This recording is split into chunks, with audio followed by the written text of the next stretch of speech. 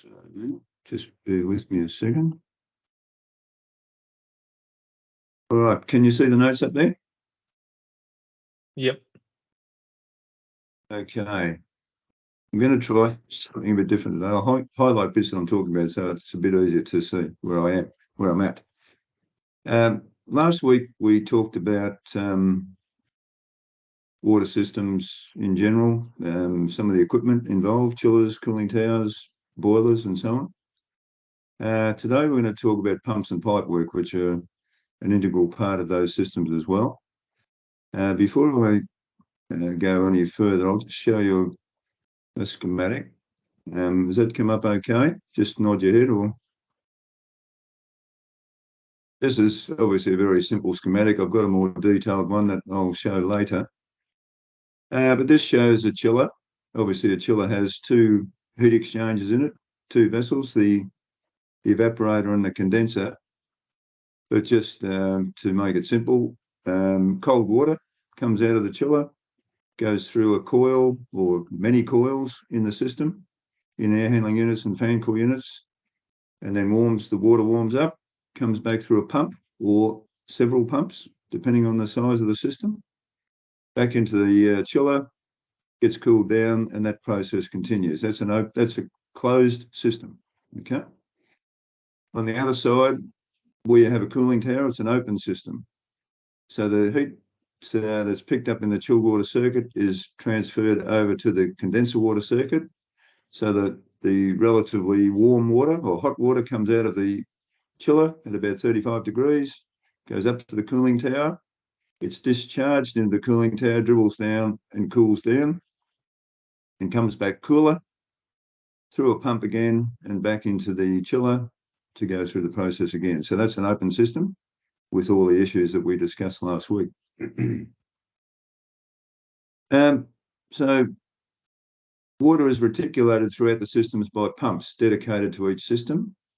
There may be only one pump or multiple pumps, depending on the size of the system and the complexity.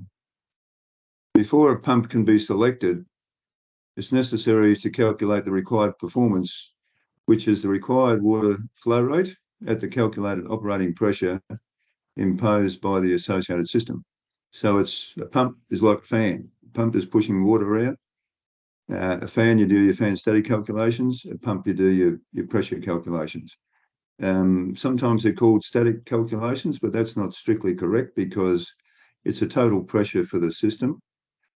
The static pressure on the pump is really the head of water above the pump when it's not operating, and that's important as well. But it's really the dynamic pressure that you need to calculate with the pumps. So calculation of the pump operating pressure requires analysis of all the components in the system. For example, in a typical system, you might find the following things: a chiller or a boiler or a cooling tower. Obviously, they would be different systems. They're not in the same system. Cooling or heating coils in the fan cool units and air handlers, pipes, elbows, T's, expansions, contractions, isolation valves, automatic control valves, balancing valves, motorized valves, strainers or filters at the pump inlet, air and dirt separators, which is a combined filter and air vent, non-return and check valves. Now I'll show you just briefly a schematic that's got quite a few of these things in it. This one. So is that, can you see that? Okay, so this is a fairly complex system. It's actually a Coles job, Coles supermarket. Coles and Woolworths have continuously improved their energy efficiency over the years, so they do all sorts of weird and wonderful things. I don't know whether you've done one, but this has got the air handling unit for the selling area. Is a fairly complex unit with an energy recovery ventilator in it normally. There's a desiccant unit for dehumidification, and there's a number of fan cool units serving offices. I've highlighted a few things here which I'm going to talk about later, but this shows you some of the valving to the fan coil units and air handling units, and down around the pump, the valves around the pump. There's also an option to put in an air-cooled chiller if the job warrants that. There's plate heat exchangers and so on, but we'll come back to that. But that's the sort of detailed schematic that you'll see quite often. So the pressure drop for each component is determined and added together to calculate the total operating pressure against which the pump must operate. So I'll come to the ERA textbook in a second. I want to talk about that because that's a really good reference. Criteria to be considered in pump selection include the flow rate of the water, the calculated pressure, the system static pressure. So you need to know that because pumps are rated for a certain pressure. The most common static pressure for a pump is probably 1600 kPa or 16 bar, but you can get higher pressure pumps if you need it. But that's usually the standard. The required pump efficiency, if you've got a particular efficiency target that you're aiming for, you might want to allow for future expansion. I'll just highlight those. You need to look at the pump performance curve, and we'll talk about those in a minute. The space available for the pump installation and maintenance, that's important. Depending on, some pumps, some plant rooms are very tight and you can't fit a conventional pump in. You might have to find something a bit different. And I'll show you a few of those different types. And obviously the capital and operating costs and what the budget is for the project. Now, the ERA Technical Handbook, the old reliable, which I mention nearly every session because there's a wealth of information in there. And the ERA Design Guide, DA01, provide technical information on how to determine the individual component pressure drops for the pipework components. Pressure drops for equipment components can be obtained from the respective manufacturer's literature. So things like chillers, boilers, cooling towers, you'll have to get that information from the manufacturers or suppliers. And normally, if you have a copy of their quote for the project, in the case of the contractors, that should have the flow rate and pressure drop on it that you can check and include in your calculations. With a cooling tower, because the water is discharged into the cooling tower and at a high level and then leaves the cooling tower at a low level, then you've actually got a static head involved there, and you have to add that to the pressure. So if the difference in height between the inlet and the outlet is, say, 2 meters, then that's 2 meters of head, which is about 20 kPa. So that needs to be added in. And a cooling tower usually has a pressure drop, depending on the type of cooling tower. If it's a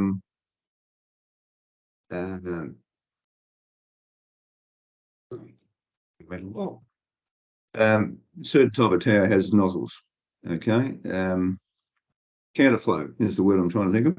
If it's a counterflow cooling tower, it has nozzles which have a pressure drop, which may be something like 20 kPa. If it's a crossflow with a horizontal air coming in, then the water is discharged into a basin at the top of the cooling tower, and it dribbles down through lots of holes in the basin. And really, there's very little pressure drop there, so you don't need to worry about it, but you have to include that head difference. So I'll just show you the ERA Technical Handbook. There's a chapter. This is edition 5, 2013. There is a later one, but this is the only one that I've got at the moment. It's got everything in it anyway. And called Pipe Systems. So if you can get hold of this book and have a look through this section, I'll just skim down a bit. It talks about calculation of pipe system pressure losses, talks about control valves, loss coefficients for steel pipe. This is for screwed fittings. So there's elbows, some valves and things. For flanged fittings, same sorts of things. So that they give you, what they give you here is a KT value. And if you go back to this equation here, the total pressure loss of a fitting is given by KT times the PV, which is the downstream velocity pressure. And this equation here gives you the velocity pressure, which is half rho V squared on 1,000.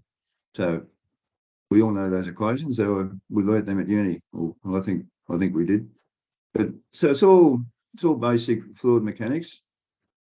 So you know, this has got everything you need to do a pump head calculation. There's some velocity pressures given here in the table, but you can calculate it easily enough. Now, it also gives you all these charts for different types of materials and at different temperatures. Because the density of water changes with temperature, these charts are given to us at different temperatures, and it makes a slight difference in the pressure loss. So this has got flow, pressure drop, and the lines going across this way are the pipe sizes, and then the lines going up this way are the velocities. So from these charts, you can read off a pressure loss for a certain flow and pipe size, and then select the size that you want to use. It also gives you pipe steel internal diameters. Now, sometimes this is quite handy to know what the ID of a pipe is. Doesn't come up very often, but sometimes you need to know. So that information is there. The next one is 10 degrees in medium steel pipe, and so on and so on. It goes into copper pipe. So we're still going through steel, but it comes into copper, 4 degrees in copper, and so on. So they're very useful. And DAO1, now this is this is a handbook that probably tells you pretty much everything you need to know about pumps. Okay. So it says, for the selection and application of centrifugal pumps used in the building services industry. So that's a good one to have a look at. And just if you want to study more about pumps and really understand how they work, and the different types of pumps available.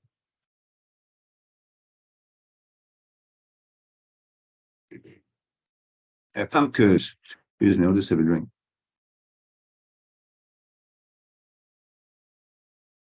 As with fans, pump curves are produced for all the different types of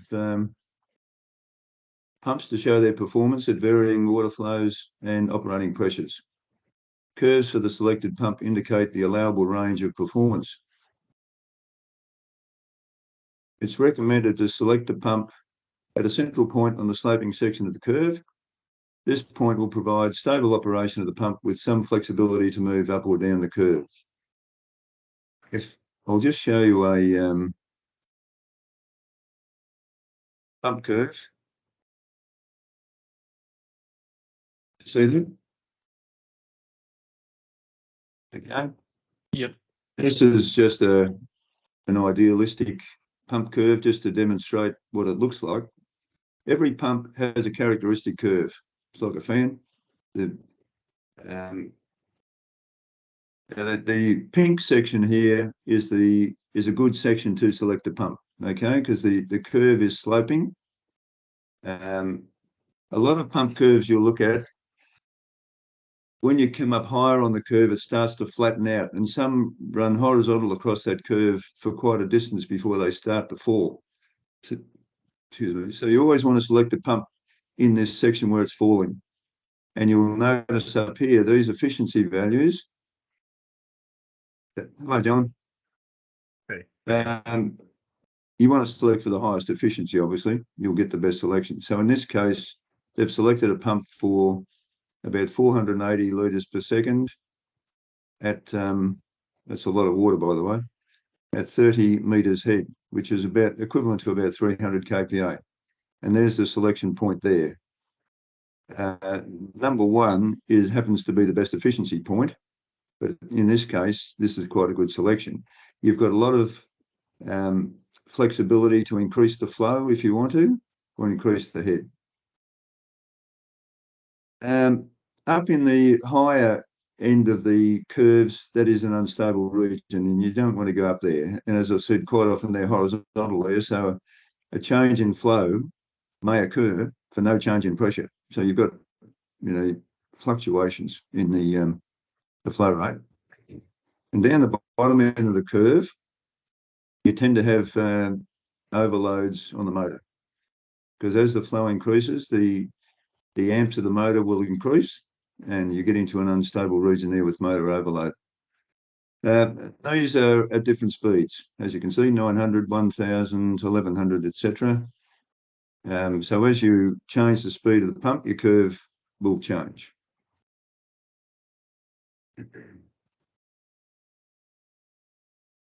So it's important to study the pump curve before finalising a selection to ensure that the pump will provide stable and efficient operation at the duty point. If the duty point is not satisfactory on the curve, select another pump. Okay? Find the best pump. Now, pump types. What types have we got? There are many types and sizes used in HVAC, and I've got here 3 of the more common ones. You may have already seen these out on site. Firstly, let's go to the end suction pump.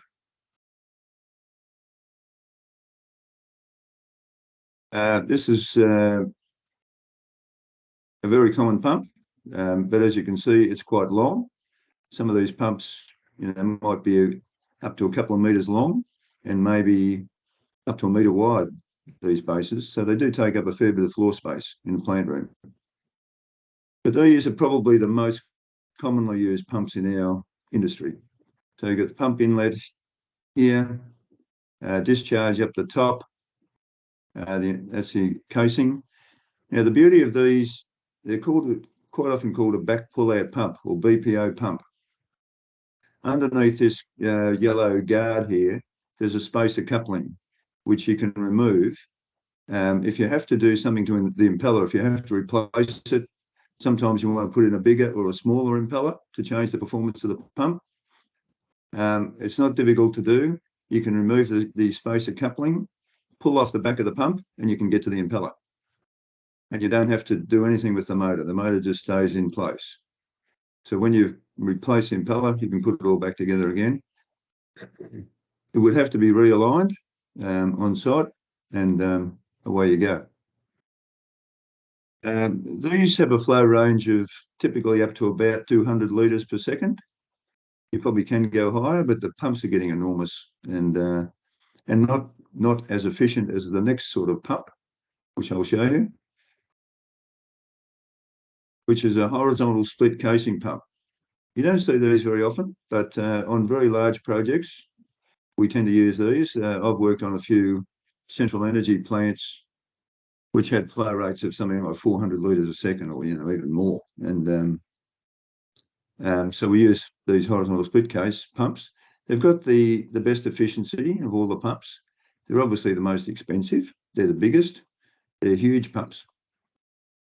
Again, they've got a coupling here for the drive, but in this case, this housing for the pump actually splits in half, and you can lift the top off. So if you want to do something with the impeller, it's accessible by taking the top off. Obviously, the coupling would have to come out, but again, the motor can stay where it is, and you just work on the pump body. These, I guess you could say, have got almost unlimited flow rates. For the projects that we get involved in, this pump would cover all the flow rates. I worked on a job in Philippines once. I had to go out to site. Enormous hotel and convention centre project, and they had several of these big pumps. That was probably the first time I saw them, and then we started doing some big energy centres in Australia, and we started to use the same pumps. And another one is this one, a vertical inline pump. Again, a centrifugal pump, horizontal inlet and outlet, and vertical configuration, which is nice and compact. So this is the smallest footprint. It's the least efficient pump, but they're very handy at times. If you've got a tight plant room, you can usually fit one of these in. If you can't fit a horizontal arrangement in, you should be able to fit one of these. But as you can see, if you need to get to the impeller, you've got to unbolt around the top of the pump housing and take everything off. So that's a bit of a drawback, but you'd hope you didn't have to do that very often. And they're the cheapest pumps, obviously. So if somebody wants to save money, this might be your first option.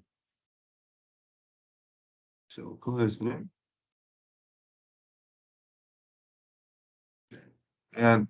Put a note here that the NCC has some requirements for pumps.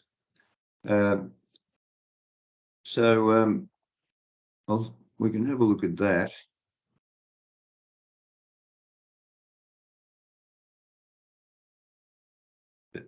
In these couple of J5.7, there are some requirements there. You can have a read of them, but when you select a pump and you go to your suppliers, you can ask them whether this selection complies with the NCC and let them say, because I mean, you can't check all these things. Well, you can, but they should be doing that just as you do when you select a fan. They should tell you whether it complies with the NCC. So the normal process would be you do your calculations you know what the flow is, you calculate the pressure. You might have a look at online at some pump selections, but eventually it'll go to a supplier to make some selections and you'll get a number of quotes. And then you can select the most appropriate pump depending on the type of pump you want. Or go back again to where I was talking about the type of pump you want, the efficiency, allows for future additions to flow rate, whether the curve is a good one for that pump, and so on. And obviously the capital and operating costs. The operating costs are affected by the size of the motor. So some pump selections you might, from one supplier, let's say you might have an 11 kilowatt motor, but for the same duty from another supplier, it might be 15 kilowatts. So it's not as efficient, in other words. So efficiency will be reflected in the size of the motor and the cost of running the pump. Okay, let's have a chat about pipe work. Or do you want to, are there any questions at this stage? Just shake your head or nod or speak up if you want to ask a question. Okay, keep going. The water is conveyed through the systems by a pipework network. In the pipe network, there are many valves, straight pipes, elbows, tees, reducers, equipment and instruments installed. I've just made a note here that air vents are required in closed water systems at high points of the pipework. This is really important to remove any air that is in the system. So when you fill up a system, a pipe system, it's going to be full of air before you start filling it with water. So you've got to have a way of getting the air out. So you need some air vents. And you want to get all of the air out of the system. So when they're commissioning a system, they fill it up with water. They open up the air vents and get all the air out and fill it up with water. If there is air left in the system, you'll probably hear it anyway because it'll crackle and it'll bang and make noises. The pipes might move because the air getting pushed down through the system will cause the pipe to vibrate. But the pump performance and heat transfer will be affected as well if you've got air in the system. So it's important to have air vents at high points of the piping system. So if you've got ups and downs in the pipe, when you get to a high point, you need an air vent up there so you can bleed the air out. Sizing of pipe work is carried out by consideration of the flow rate, allowable velocity, and allowable friction losses. The project specification or design brief may provide requirements for the criteria, but you need to comply with the NCC Part J57 as well. So let's just have a look at that. So J57 has got the couple of things about pumps, but also talks about pipe work. It talks about point 1, D1, in pipework systems that don't have branches and have the same flow rate throughout the entire pipework. So this is just a circulating system, let's say a cooling tower, which goes from the chiller to the cooling tower and back again. There's no branches, it's just circulating around. So that's called a non-distributive system. Now, it could be constant speed or it could be variable speed. Okay, but typically a pipework system such as this has got branches all through the system. Then that is a distributive system. So basically, distributive means you have several branches. You have a number of fan coil units or air handling units or other things in the pipework. So these tables tell you for the pipe sizes that you're dealing with, the allowable maximum pressure drop in the pipework, so the friction rate in the pipework, depending on how many hours per annum the system operates. So if it's a hospital, for instance, well, let's just go to distributed systems because that's the more common thing that we're going to deal with. And probably the most common thing is going to be distributive variable speed, okay? Because most pumps are going to have variable speed drives on them. So this is the one, 57D is going to be the one that we use most often. For the pipe sizes, if the plant runs for 5,000 hours per annum or less, it's 400 pascals per metre is the allowable pressure drop. So if we go back to the air handbook, just say 4 degrees water in copper tube. If you draw a line up there at 400 pascals per metre, they're your limits. Okay, depending on, but you will have, once you get up to a higher velocity of say 2.5 metres a second, then you're going to follow that 2.5 metres per second line. You're not going to keep going to higher velocities because then you get into issues with pipe erosion. It's just not the way things are done. I mean, you can do it, but it's not recommended. So 2.5 is probably the recommended maximum velocity. If you've got a plant that operates more than 5,000 hours per annum, and now we're talking about, say, a hospital or a data center or something like that that runs 24/7, then you've got more severe restrictions because you're running the plant for a lot longer, and the aim is to try and reduce the energy consumption by having, so in other words, you're going to finish up with bigger pipes, potentially, okay? So there's a maximum of 300 pascals per metre for the, from 65 millimetres above, but down at the lower pipes, smaller pipe sizes, you know, you're quite restricted, but it's not necessarily a big deal, but it might make you change from one size to another at times. So just be aware of that, that the NCC must be complied with.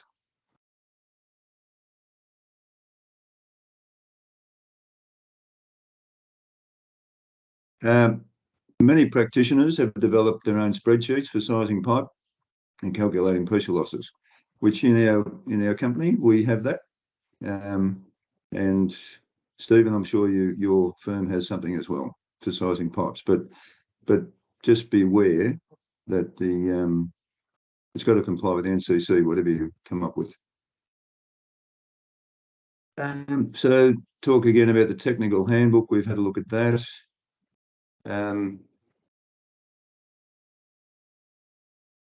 And pressure losses vary at different temperatures due to change in water density. So I have mentioned that before. That's all covered in those ERA books. Now, there is commercial software available, which at MEPEC we are not using this at the moment. It'll be considered for future, I guess. But and Stephen, you may have something in your office. An example of commercial software available is called Pipeflow.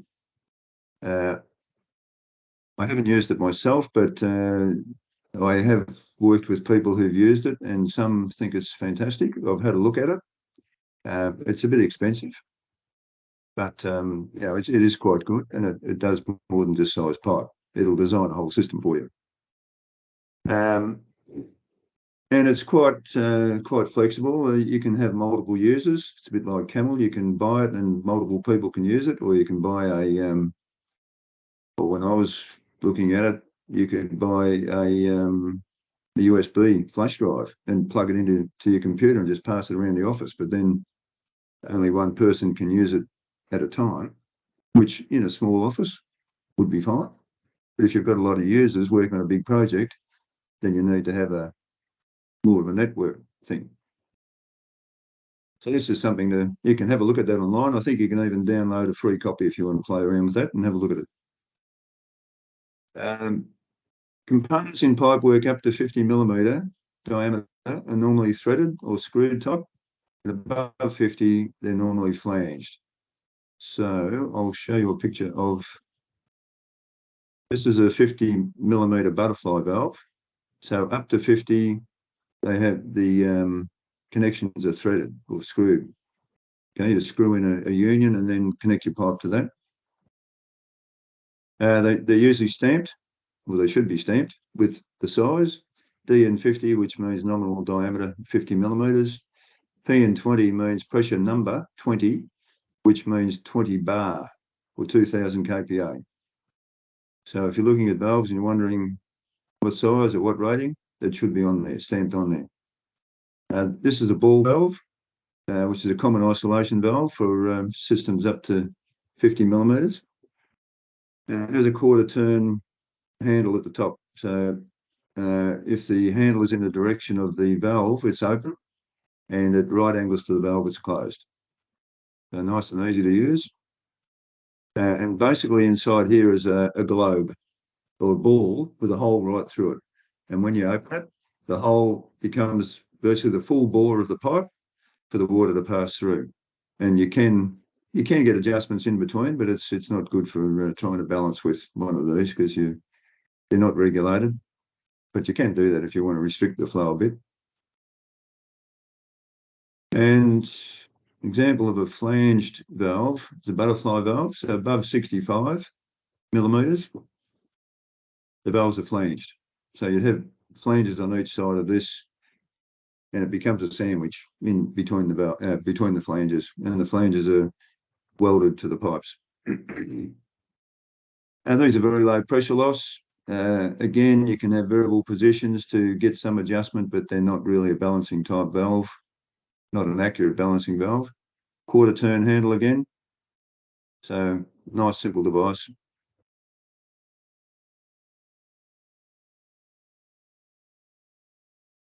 Our control valves. Just show you that schematic again. So if we have a look at I've highlighted around a fan coil unit here. So this fan coil unit has an isolation valve on the inlet, and that would be a ball valve. On the outlet, it has a motorized control valve and a balancing valve.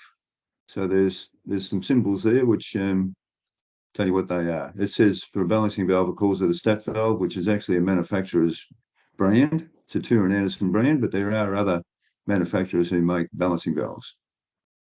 So that's a two-way motorized valve. Over here, I've highlighted one here. There is a three-way motorized valve as well. So we'll talk about that a bit more. Motorized control valves and balancing valves are installed in the pipework connected to cooling and heating coils. The sizes of the control valves and balancing valves are normally smaller than the host pipe to ensure that these valves have authority and are able to perform their required function. So authority is a word that you will come across again and again as you work through pipe systems. What does it mean? Okay, control valve authority relates to how well a modulating valve or control valve will control the flow under the influence of other elements in the system. In other words, changes the pressure or whatever may be happening. In other words, slip control valve provides a strong resistance to flow so that it has control of the flow. This is an important point. So to give you a simple example, if you're hosing the garden outside, let's say, and you want to restrict the flow, what can you do? Well, if you haven't got anything on the end of the hose, or even if you have, you can squeeze the hose together and you can stop the flow, or you can not squeeze it so tightly and you'll still have some flow. So that's an analogy to tell you what a control valve does. It has to take control of the flow through the system. When the control valve is fully open, the pressure drop across the valve will be at its minimum. It will still be a significant pressure drop, but it'll be at the minimum at that point. The pressure drop of the valve must be higher than the sum of the pressure drops in the associated branch, including the pipes, fittings, strainer, isolation valves, balancing valves, coils, etc. So again, in order to ensure good control, it's recommended that the control valve size is selected so its authority is at least 150% of the associated branch. It's a bit of a mouthful, and this is debated. You'll have many debates about this, I can assure you, about what is the right pressure drop through the control valve. If you read the Honeywell data on sizing control valves, I'm pretty sure this is what it will say.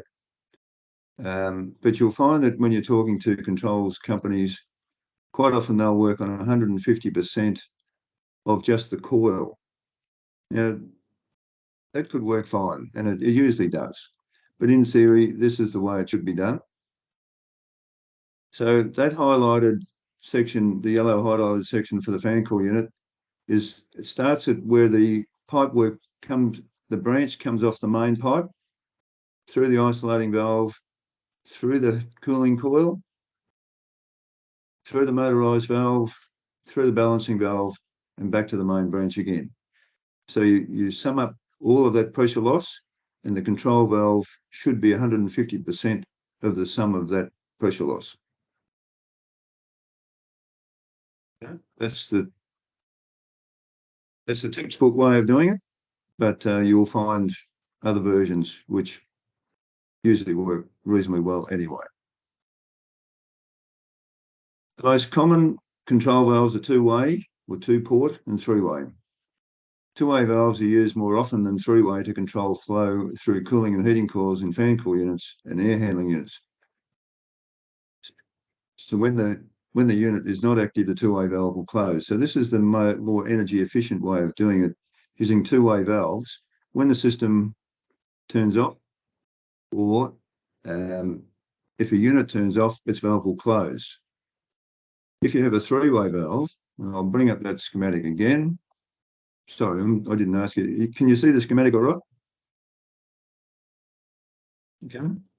So the fan coil units here have two-way valves. So if that fan coil unit is off, that valve will close. So you're not putting water through that unit. If all those units are off, all those two-way valves will close. Well, there's a three-way valve here, but all the two-way valves will close. And that reduces the flow, which is going to give you some energy efficiency because you can slow the pump down. These two units over here have got three-way valves, and there's a couple of three-way valves here. Now, there's a couple of reasons for using three-way valves. One is if a unit is at the end of the system. If you've got a big system and they're all two-way valves except the very last unit, furthest away from the pump, you might put a three-way valve there because then you can maintain a certain flow at all times through the pipe work, which will keep it either cold or hot, which will give you a quick startup. Say in the morning, when you start the plant, the pipes are already cold or hot. They don't have to sort of get to that stage again. Applicable for quite big systems. Alternatively, if you want to, well, the other reason is, well, there's another reason. What did I say here? I'll come to the three-way valves again in a minute. I'll talk a bit more about that. If the whole system is under full load, all the two-way valves will be open and the pump will be delivering the maximum flow. As the heat loads reduce, the valves will start to close and the pressure in the system will increase. So if you've got a fan coil unit or an air handling unit where the serving an area and the heat load is reducing, then you need less water. So the control valve will start to close and reduce the flow through that coil to reduce the capacity available to be delivered to that space. Is that clear? It's just reducing the flow reduces the capacity. So when the valves start to close and the system pressure increases, the required flow will decrease. The situation is normally handled in the following manner. Years ago, before we had VSDs and we did have bypass valves, we just used a bypass valve. So the pump would still operate at a constant flow, but a bypass valve would open to maintain the constant flow in the system. But these days, nearly all pumps will have a variable speed drive. So the pump speed can reduce through the VSD and reduce the flow. Or a two-way bypass valve between the flow and return pipes will tend to open to maintain the minimum allowable flow in the system. So there will be a minimum allowable flow. You can't go down to zero with a pump running because generally the motors on the pumps will overheat if you do that. So as a rule of thumb, you'd have to check with the pump manufacturers or the motor manufacturers. About 25% of the flow is about as low as you can go. So again, looking at the schematic down here, I don't want to dwell on this schematic because we didn't draw it and it's got a few mistakes in it, but it's illustrative of what happens. So here's the pump here. It's got a VSD. Its full flow is 15 litres a second. Over here is a DP sensor, differential pressure between the flow and return. So as the pressure increases, so as these valves tend to close, or the two-way valves, the three-way valves are going to have a constant flow, whether it's going through the coil or bypassing, there'll be a constant flow at that point. But the two-way valves can close down and reduce the flow, and the pressure differential between the flow and return will increase when that happens. And that DP sensor will send a signal through the control system, which comes back to this motor on the valve to start to open that bypass valve to maintain the flow that you need to achieve the minimum flow for the system. It can be very complex. It can be very simple. It depends on the complexity of the system. This system is quite complicated and I think it would take a bit of setting up, but it's certainly got energy efficiency attributes, and that's the whole thing that Coles and Woolworths are aiming for, and other people. So be aware that when you do a supermarket job like a Coles or a Woolworths, that they have their own design brief that you need to comply with. So you have to comply with the NCC, obviously, but you need to look at the Coles documents and give them what they want. Otherwise, they won't be happy.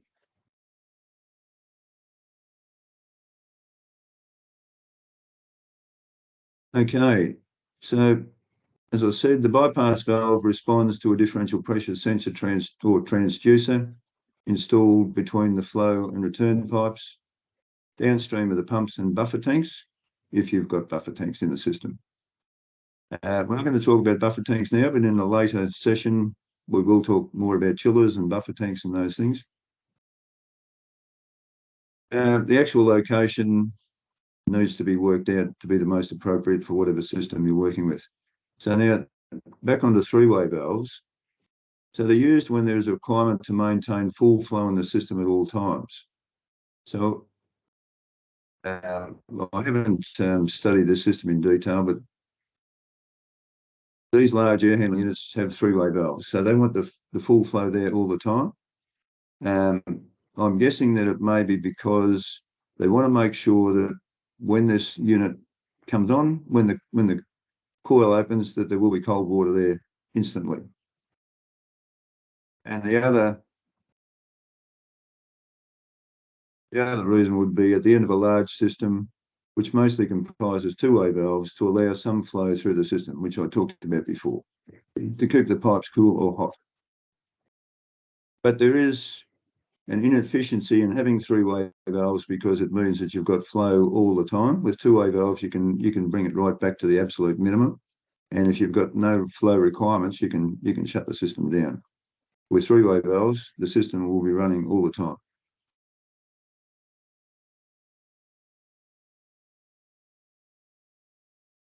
So another option is for control valves. We've talked about two-way and three-way control valves. Pressure-independent control valves. These are pretty popular now. They combine the functions of both a control valve and a balancing valve in the one valve body. And when the valve is fully open, the PIC valve will deliver the designed flow rate regardless of changes in the system pressure. So as valves open and close, the system pressure will change. I'll show you a picture of a PIC valve. Oh, hang on, we'll go back. I've got some pictures of these control valves. So this is a two-way control valve, a small one, threaded or screwed up to 50 millimeters. The actuator or motor sits on top, and there's a valve stem that drives the valve up and down. And that's a three-way. So you can have flow through, or you can have a bypass arrangement. Now, have a look at a PIC valve. Does that come through all right? Can you see that?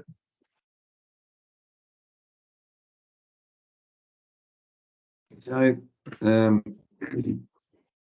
so the difference here with a PIC valve is you've got test points for flow measurement. Inside the PIC valve, there's like a regulating device. It's a spring with a valve on it, which is factory set for the design flow. So when this valve is fully open, the design flow will pass through the valve. But it can still act as a control valve, so it can close down to lower flows. But you just need to have a look at the data. You'll be able to get data from manufacturers to see what happens at very low flows. Because I have had an experience on a hospital project where the flow became a bit unreliable at very low flows. It may not be an issue, but in our case it was, because we did have low flows at times, and there was a fluctuation in the actual flow rate, which was a bit of a problem. Okay. So I've mentioned that there. Balancing valves. Balancing valves are installed in the pipework adjacent to the coils to enable accurate measurement and setting of the flow through the coil. So when you don't have a PIC valve, you have a control valve and a balancing valve. So if we go back to the schematic, over here, you've got a control valve and a balancing valve, right? So the balancing valve is when the valve is fully open, when you're doing the commissioning, the valve is set fully open, all the valves are set open, and you adjust each one individually. So this is a stat valve, which is a Turner and Anderson valve, but there are other manufacturers who produce them. It's got the pressure test points, and this handle is calibrated. The small valves usually have 4 turns, and the large flanged valves have 8 turns. And you want to try and select a valve so it's about mid-range. So for a small valve, say 2 turns, and for a large valve, 4 or thereabouts. There is a computer program available to select these valves these days. So yeah, where you have a two-way or three-way control valve, you need one of these as well, so that you can measure the flow and make the adjustment to get the design flow with the valve fully open. You can measure these pressures manually, but Turin Anderson and other manufacturers provide an electronic instrument that you can connect to those points, and it will tell you the pressure drop, the flow, and you can just adjust the handle until you get it exactly where you need it. So if you have an opportunity to spend some time with a commissioning team, grab it with both hands and go out and get your hands on some of these things and understand how they work and how you set them up. Okay. And I've said there, the balancing valve will normally be smaller than the pipe size to enable accurate measurement. Sometimes it's line size, but generally it's probably one size smaller than the pipe. Isolation valves are installed in various locations through a system to enable a branch or equipment to be isolated from the system for maintenance, repair, or removal. So again, if we look at the schematic, you'll see that there's an isolation valve where the water comes in. Now, there's no isolation valve where it goes out, but a stat valve can be used as an isolation valve, and is used for that purpose. Because you can set it, when you preset the valve, you can lock it in that position when you're commissioning, and then it can be used as an isolation valve. And when you want to open it up again, you open it up, it's back to the position it was when you first set it up. So that saves putting an isolation valve as well. You'll see some designs where they show an isolation valve after a stat valve. Generally, you don't need that. It's just a waste of money to have that. So there's a pump here. There's an isolation valve either side of the pump. There's a strainer at the pump inlet, so you can isolate the pump and clean the strainer out. There's a check valve over here. If you have to replace that, you can isolate that system again and change the check valve. Isolation valves over here, if you put a chiller in, it's probably arguable whether you need two sets of isolation valves there, because the pipe's probably only a couple of meters long anyway.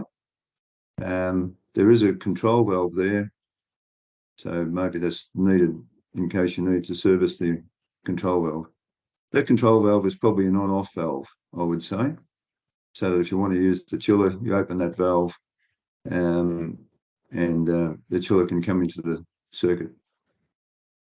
And typically, isolation valves are installed either side of major equipment, as I've just said.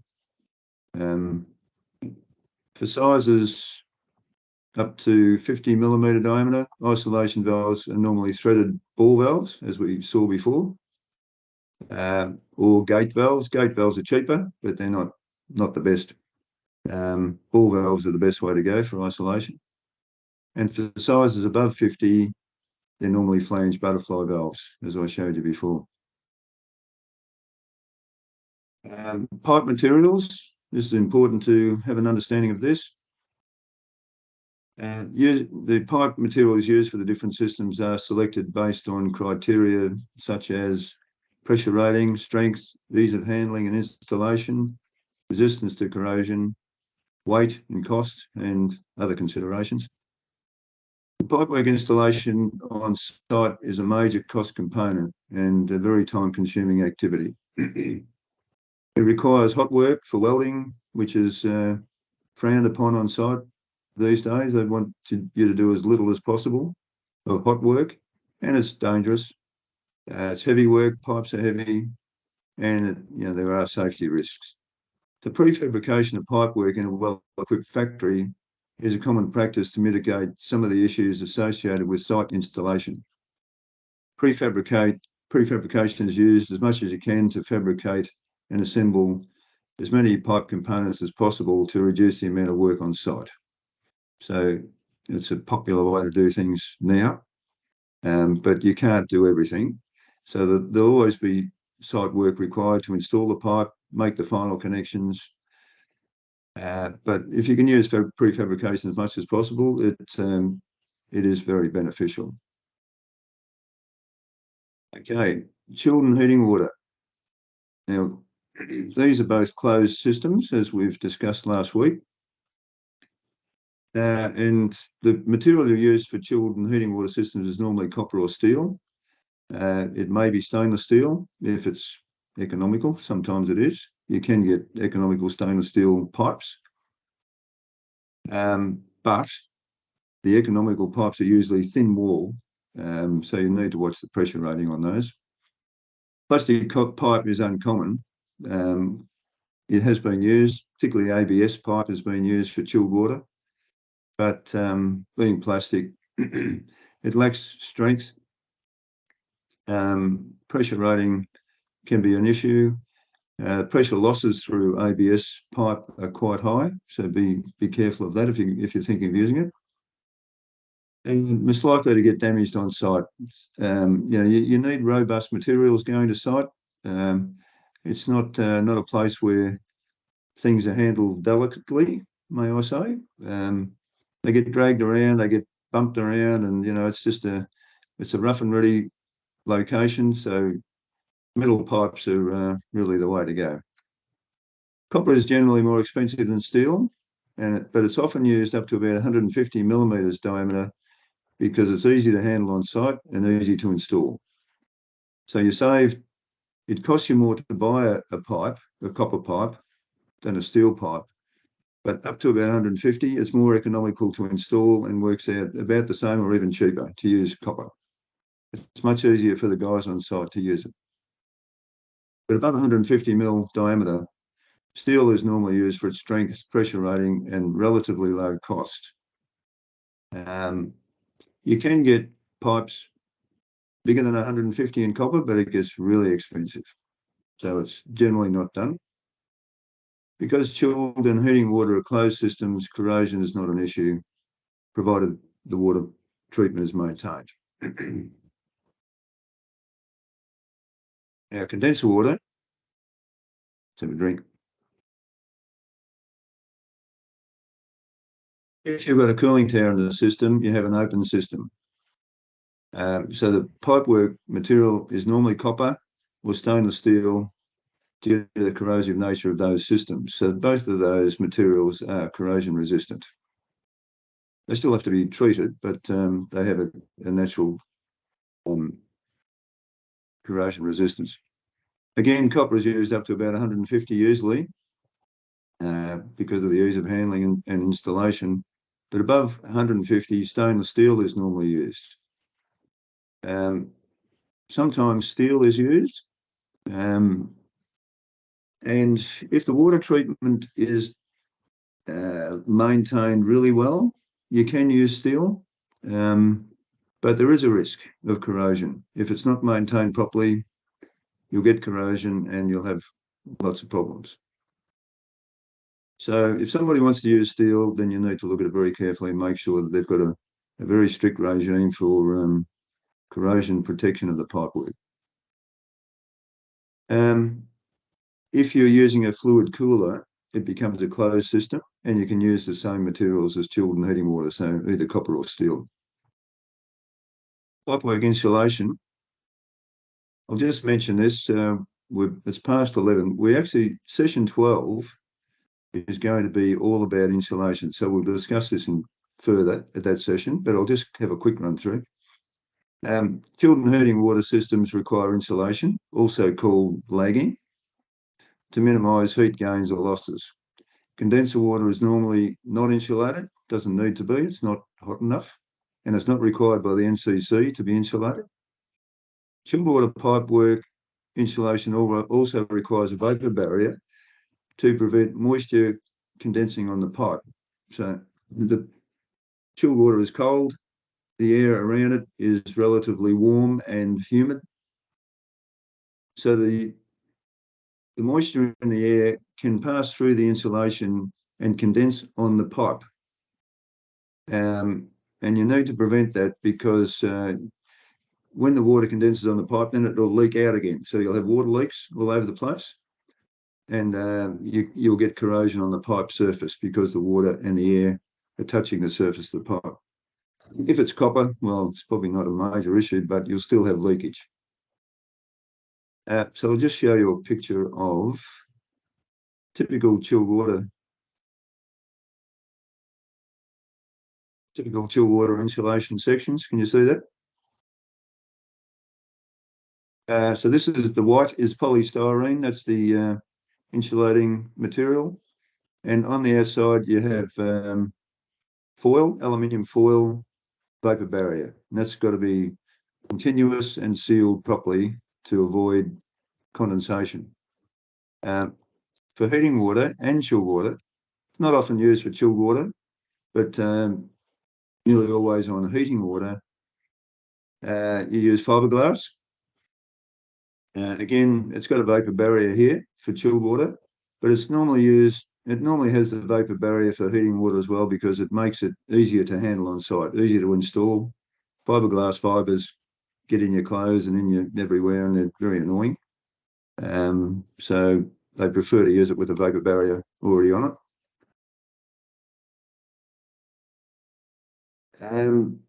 Oh, yeah, I was just said there, heating water insulation normally has a foil facing as well for easy handling.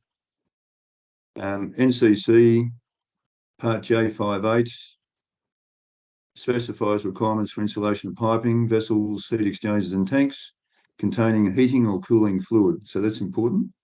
Condenser water is excluded for insulation requirements in clause J58E2. So I've still got that here. So we'll talk about this more next time. J58 talks about pipework insulation. We'll go through this in more detail. But basically these tables tell you what the R value of the insulation needs to be for the temperature range of the fluid. So low temperature chilled water, heated water, and so on. And then 58B talks about vessels, heat exchangers and tanks. So we'll go through this in more detail in session 12. Also, when you've determined the appropriate R value that you need for the pipe size and for the temperature of operation, you need to refer to some insulation data from manufacturers to work out how thick the insulation needs to be. And I've got an example here. This is just a cut-off from a Bradford chart. You can find this data online, but for steel pipe or copper pipe, this is the BCA or NCC minimum material R value required. And so for those pipe sizes,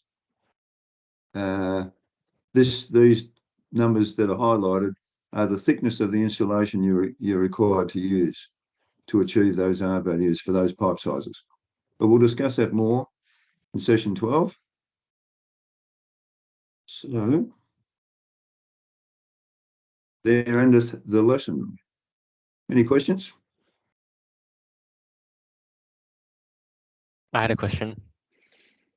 I have never heard of the concept of authority, so I just have a question to clarify that. So in the third paragraph of the control valve section, it said that it is recommended that the control valve size is selected so that its authority is at least 150% of the associated branch. So in that case, does authority just mean that the control valve size or the control valve needs to have a pressure rating of at least 150% of the branch? Is that what that means? Like, how do you quantify that there is at least 150 authority? It's the pressure drop through the control valve. Okay.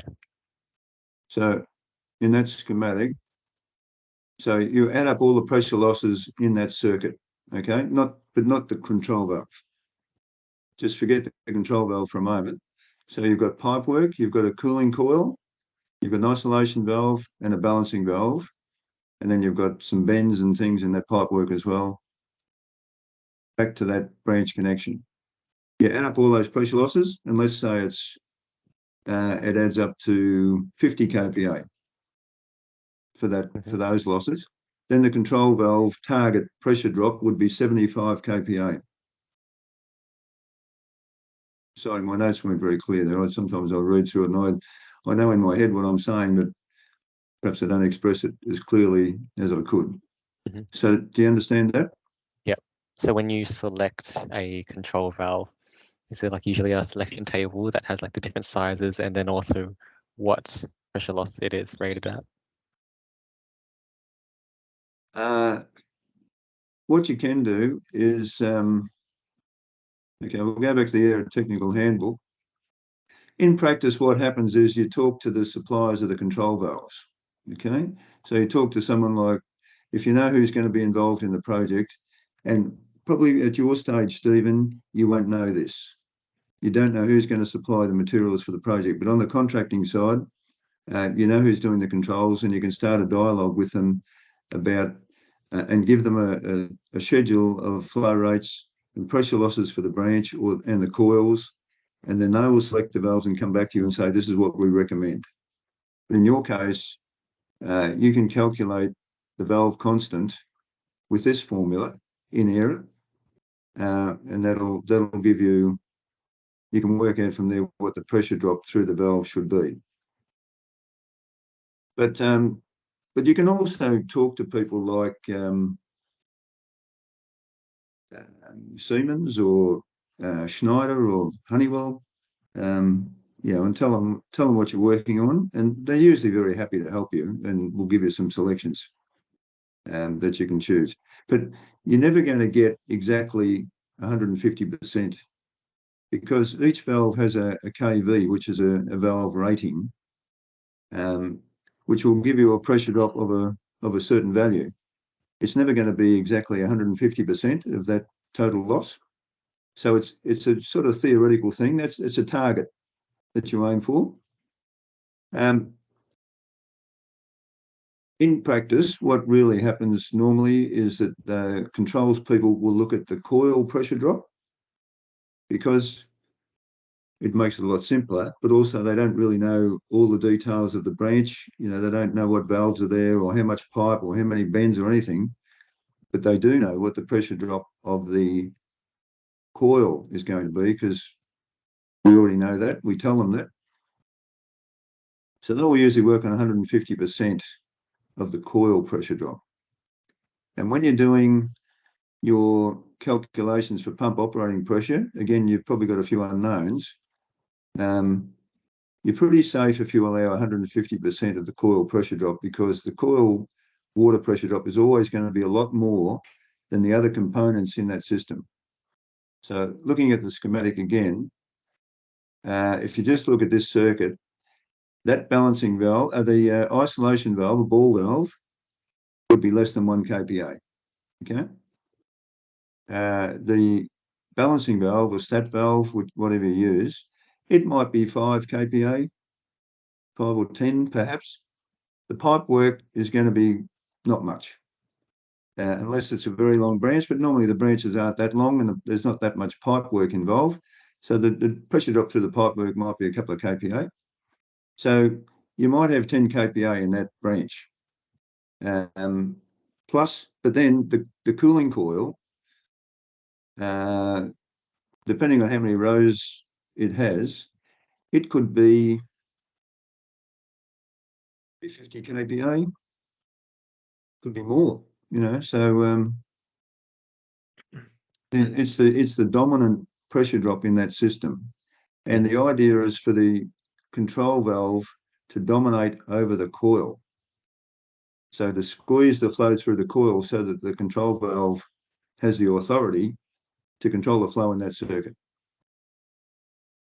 So is the control valve, like, so if it was 50 kPa that branch and the control valve is 75, is that 75 kPa when it's fully open? Yes.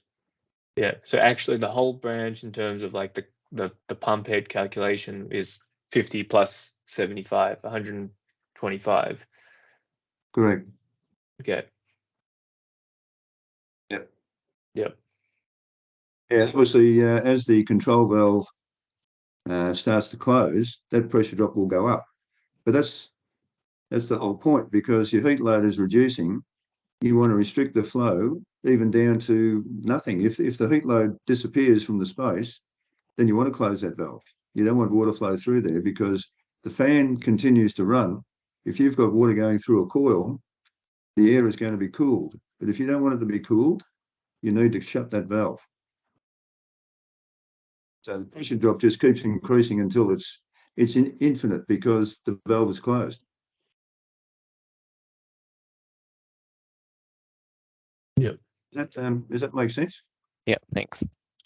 So authority is something that you're going to come across again and again, and it's probably worth doing a bit of your own reading on that. You can probably Google it and read about it.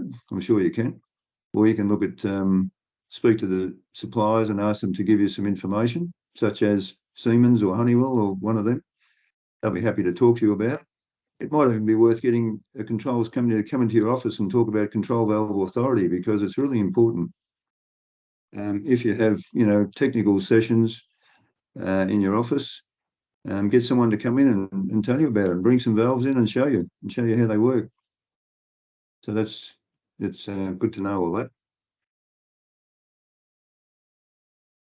All right.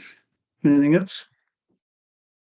Okay, so last question. So if that control valve was just, if it wasn't modulating, if it was just open and close,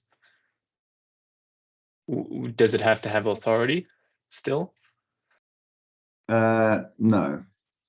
Okay. Well, yeah. Oh, yes. Sorry. Yes, it does. But yes, but not. But it really depends on the size. I guess in reality, a reasonable size fan coil unit or air handling unit would never have an open close valve. Yeah. Yeah. They're always going to modulate because your load is modulating or varying. Yeah. But where you do use on-off control valves is like in hotel rooms. If you've got a chilled water system serving hotel rooms with very small fan coil units in each room, and the flow rate might be, just a fraction, might only be 0.1 or even less litres per second is the design flow rate. There's really not much point having a modulating valve because it's such a low flow rate to try and control. So you normally have them open or closed. And then when it warms up again, you open it again, and when it cools down, you close it again. So it becomes like a DX system of on off. Yeah. But yes, I guess in theory, the open pressure drop should have authority over that circuit. Yeah. But it probably won't. Yeah. It probably won't. Yeah. It doesn't need to have it because it's either open or closed. Yes. Yeah. Okay. Anything else? If I find something on authority, I'll share it, because I think Sean had a good explanation about it, but yeah, it's a notoriously difficult concept to grasp, or so I hear. Yeah, it's I suppose, if you read the textbooks, and even I remember reading the Honeywell data on it, it makes it more complicated than it really is. Yeah. Because like the analogy I gave you before that I tried to make it a simple explanation is like having a piece of hose and you just squeeze it to control the flow. That's what you're doing. That's what you're trying to do. It's just have control over it. And you want that control valve to be the dominant part of that circuit, because that's providing the temperature control for the space that's your air conditioning. So it's got to be in charge of that circuit. So you could say that your authority is being in charge of the flow through that circuit. Here's an analogy. You're in a company, and the manager wants to do something. If you're the graduate and you want to do something else, no one's going to listen to you.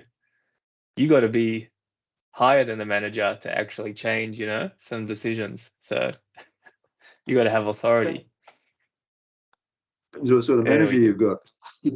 Exactly. Yeah. But yes, that's fair enough. Okay. Well, that it? Okay. Next week we don't have a session. we have one the following Tuesday. So 2 weeks today is the next session. So I won't send out the notes for the next session until Thursday of next week, so that it's fresh when you get them. And we're going to talk about comparison between DX and water systems in the next session, just to give you a bit of a feel for how to make a decision about which way to go. It's once again in 1 hour. You know, it's a bit hard to really go through everything, but we'll give you a bit of a feel for and the relative level of cost of the different systems. So starting from the very basic cost for a DX system right through to the more expensive chill water systems. So I hope that's of some benefit to you. Okay, well, thanks for your attendance today, and we'll see you again soon. Okay, thanks. Thank Thank you. you. See ya. Bye. Yep. See you next time. Bye.